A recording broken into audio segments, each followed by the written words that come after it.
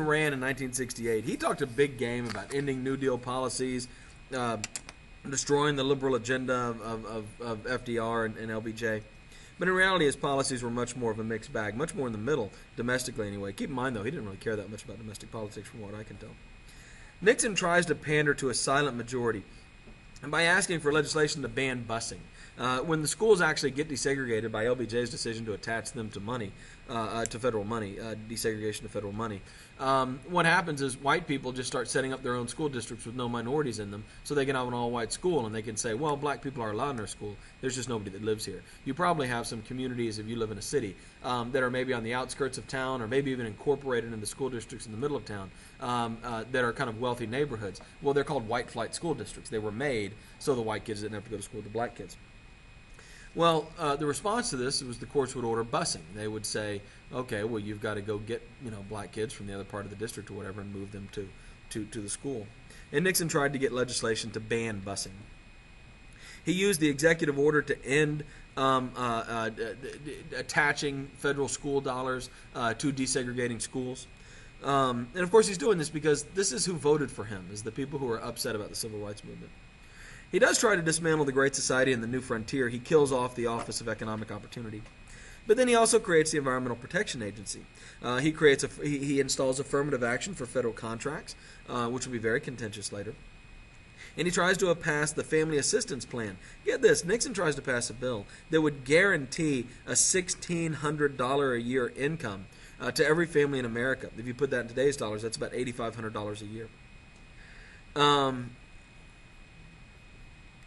To any American family making about less than $20,000 a year, he wants to augment their income by what would in today's dollars be about $8,500.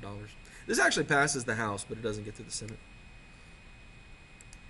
Conservatives often see the biggest enemy, you see down there, the impeach Earl Warren sign, to their cause as Earl Warren, who ironically was a Republican governor of California. Conservatives at this point have switched to the Republican side. And appointed by Eisenhower, a Republican. But when he becomes Chief Justice of the Supreme Court, the same man who had demanded that we inter the Japanese in World War II will become one of the great promoters of civil rights and equality. In Engel v. Vitale, they strike down prayer in public schools. In Roth v. United States, they rule that pornography is illegal. There are limitations, but generally legal, not illegal. In Gideon v. Wainwright and Escobedo v. Illinois, they ruled that the court must provide an attorney to defendants who can't afford one. And in Miranda v. Arizona in 1966, they ruled that the police have to inform people who are arrested of their rights. And they do this because we have this spate of minorities being arrested and having confessions beat out of them. And so the idea is that you have to let them have a lawyer present and be told they don't have to talk. In the Miranda case in particular, you have a guy who did not speak any English at all. They claimed that he wrote a confession and signed it in English, which is obvious nonsense. Of course, the Warren Court also ruled on the Brown v. Board of Education case. And in 1968, Nixon didn't really run against the Democratic nominee, Hubert Humphrey. He ran against Earl Warren. He ran against this evil, terrible Warren Court who was taking away our freedom. And when Warren retires in 1969, he's replaced by the Nixon appointee, Warren Burger. This is after another nominee, Abe Fortas, goes down in a series of scandals. And Nixon actually had promised the South he would put Southerners on the Supreme Court, which is his way of saying, don't worry, I'll make sure we get rid of all these Supreme Court decisions protecting minorities. Because understand, the cases protecting the rights of the accused are really cases protecting minorities, because they're the ones who are having their rights ignored, particularly in the South. Nixon nominates 2 Southern justices, knowing full well that they will be rejected. He knows they have no chance. And so he's able to turn to the South and say, I tried, before getting a non-Southerner, Harry Blackmun, which is really one of the funniest names ever, onto the court. And then later, Powell and Rehnquist, both of whom are extremely conservative. But amazingly, the court did not really turn that much to the right. In 1971, this new, supposedly more conservative court, I think, shocks many people by affirming that busing is legal in Swan v. Mecklenburg-Charlotte, saying that busing can be used to achieve desegregation of schools.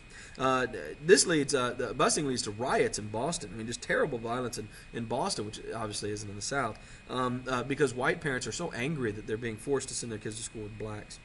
In Furman v. Georgia in 1972, the court actually rules the death penalty as unconstitutional. And they rule it on the specific grounds that it is, quote, freakishly applied to minorities. That if you're white, you're very unlikely to get the death penalty. But if you commit the same crime and you're black, in Georgia anyway, you're extremely likely to get the death penalty. And then, of course, this is the court that rules on Roe v. Wade, which says that abortion is legal. They did reject crossing school district lines to achieve racial balance. So if you manage to create one of these white flight school districts with no minorities in it, they said that you can't make them bring minorities in from a neighboring district. That's Milliken v. Bradley. And they rejected affirmative action. Affirmative action gets struck down first in Bakke v. California in 1976, and then later Stone v. Powell that same year. I'm sorry, Stone v. Powell limited appeals for felons. Excuse me, I have that wrong there. And so a step backwards for rights of the accused there.